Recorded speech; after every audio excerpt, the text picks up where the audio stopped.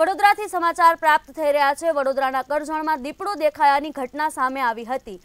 વડોદરાના કરજણમાં દીપડો દેખાતા લોકોમાં ફફડાટ મચવા પામ્યો છે। જે રીતે સમાચાર પ્રાપ્ત થઈ રહ્યા છે, કરજણ તાલુકાના ફુરાઈ ગામે દીપડો દેખાયો હતો, ત્યારે દીપડો દેખાતા લોકોમાં ફફડાટ ફેલાયો છે। ખેડૂતોએ દીપડાનો વિડીયો વાયરલ કર્યો છે। ગામની સીમમાં રાત્રે દીપડો દેખાયાની ઘટના સામે આવી છે, તો ગામની સીમમાં ખેડૂતોએ દીપડાનો વિડીયો વાયરલ કર્યો છે। જે રીતે સમાચાર પ્રાપ્ત થઈ રહ્યા છે,